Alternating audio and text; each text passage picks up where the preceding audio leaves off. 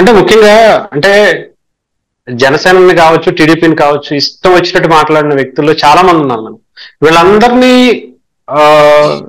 Definite గా చర్యలు తీసుకోవాలి. ముఖ్యంగా ఏంటంటే బోరుగడ్డ అనిల్ లాంటి వ్యక్తులు కావచ్చు, లేదంటే అనేక మంది ఇష్టం వచ్చినట్టు పోసాని కృష్ణమురళి గారు కావచ్చు. వీళ్ళు ఏంటంటే కనీసం వాళ్ళ హుందాతనాన్ని, మొన్న కూడా ఒక కేసు చూసాం, సాయిధరం తేజ్ గారు ఒక ఇష్యూని బయటికి తీసుకొచ్చి సోషల్ మీడియాలో ఏదో ఎవరో ఇష్టం వచ్చినట్టు మాట్లాడుతున్నారు తండ్రి కూతుర్లకి సంబంధించిన ఒక వీడియోని చూపించి అని చెప్పి. కానీ అంతకన్నా దారుణంగా, అంతకన్నా హీనంగా అసలు ఎవరో ఒక మగపిల్లలుగా మేము కూడా మాట్లాడుకోలేనంత భాషలో పోసాని కృష్ణమురళి గారు మాట్లాడారు. కానీ అలాంటి వాళ్ళు ఎందుకని మేడం ఇంకా చర్యలు తీసుకోవడానికి ఇంకా ముందుకు రావట్లేదంటారు? ప్రభుత్వం రావడమే ఇట్లాంటి చర్యలు తీసుకుంటూ ఉంటే ప్రజలకు అవసరమైన విషయాల మీద దృష్టి అనేది మరలిపోయిందండి. ఇప్పుడు పోసాని కృష్ణమురళిని అరెస్ట్ చేయడం అనేది మేబీ పార్టీ కార్యకర్తలుగా మాకు, పార్టీ నాయకులుగా మా పార్టీలో ఉన్న వాళ్ళకి అవసరమై ఉండొచ్చాము, కానీ ప్రభుత్వానికి ఇది అవసరం కాదు. ఇప్పుడు ప్రభుత్వం అవసరం ఏంటి? ప్రజలకు ఏ హామీలు ఇచ్చాం మనం? ఇసుక ఫ్రీ ఇస్తామన్నాం, బస్సుల విషయం మాట్లాడాం, పిల్లల ఉద్యోగాల గురించి మాట్లాడాం, మహిళల భద్రత గురించి మాట్లాడాం, మద్యం పాలసీకి సంబంధించి మాట్లాడాం. వీటన్నింటి గురించి ప్రజలు వెయిట్ చేస్తూ ఉంటారు. మనం వీటిని పక్కన పెట్టి మన వ్యక్తిగత విషయాల మీద దృష్టి పెడితే ఆటోమేటిక్ గా వైసీపీని ఎలా చేదరించుకున్నారో ప్రజలు, మా మీద కూడా అట్లాంటి భావనే కలిగింది ప్రజలకి.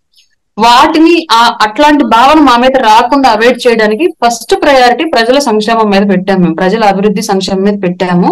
బట్ అట్లా అని వీళ్ళని వదిలేసామంటే సమస్యలు వదిలే ప్రసక్తి జరగదు. కానీ చట్టపరంగానే వెళ్తాం. వీళ్ళు వ్యక్తిగతంగా మేము టార్గెట్ చేయం. వ్యక్తిగతంగా టార్గెట్ చేస్తే ఏం జరిగింది అంటే ప్రజలకు మేము వైసీపీ ఒకేలా కనిపిస్తాం. మాకు అలా కనిపించాలని లేదు. డెఫినెట్ గా వీళ్ళకి కుక్క కాటుకు చొప్పు దెబ్బ అంటారు, అలాగే వైసీపీ కాటుకి చట్టం దెబ్బ, డెఫినెట్ గా చట్టం దెబ్బ వేసి తీరుతాము. ఎట్లాంటి వ్యక్తులైనా సరే ఉపేక్షించే పనే జరగదు. అది బోరుగడ్డ అనిల్ అవనివ్వండి, పోసాని కృష్ణమురళి అవనివ్వండి, ఇంకొక వర రవీందర్ రెడ్డి అవనివ్వండి, శ్రీరెడ్డి అవనివ్వండి, పంచి ప్రభాకర్ అవనివ్వండి, ఇంకా సోషల్ మీడియాలో చాలా అకౌంట్లు ఉన్నాయి విపరీతమైనటువంటి బురద జల్లినటువంటి అకౌంట్లు. అలాగే ఈ రోజుకి ఇంకా అలాగే ఉన్నారు మేడం, మీరు చూస్తున్నారో లేదో సోషల్ మీడియాలో.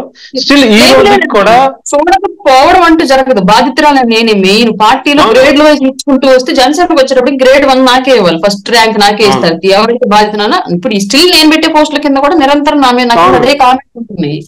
చూడకపోవడం అంటూ ఉండదు. బట్ దానికి టైం ఉంది. టైం వచ్చినప్పుడు డెఫినెట్ గా తొక్కుపట్టి నారదీస్తారు, అందులో ఎలాంటి సందేహం లేదు.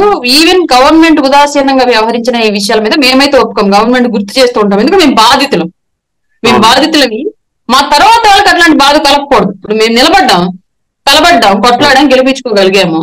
బట్ కొంతమంది నిలబడలేరు. ఇట్లాంటి వాళ్ళ వల్ల, ఇట్లాంటి దాడుల వల్ల కొంతమంది నిలబడలేక వెళ్ళిపోతారు. సొసైటీకి మనం ఏం నేర్పిస్తున్నాము? తప్పు చేస్తే శిక్షిస్తారన్న భయం ఉంటే ఆటోమేటిక్ ఇంకోటి అట్లా బిహేవ్ చేయడానికి భయపడతాడు.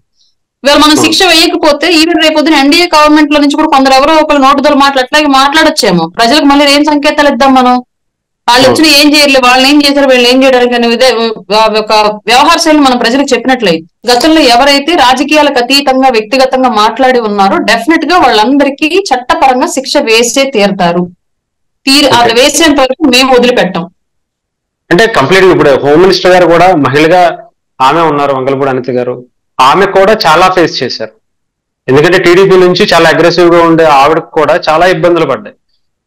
ముఖ్యంగా ఈసారి ఆవిడ కూడా ఈసారి మీలాంటి వాళ్ళ కోసం అండగా నిలబడతారని ఆశిద్దాం. అంతేకాకుండా ముఖ్యంగా వైసీపీ నుంచి కంప్లీట్ గా అంటే ఇంకా ఏదో ఒకటి ప్రజలను మభ్యపెట్టి, అంటే ఇప్పటికీ కూడా వాళ్ళు తప్పు తెలుసుకున్నట్టు కానీ ఇంకొకటి తెలుసుకున్నట్టు కానీ ఎక్కడా కనిపించట్లా.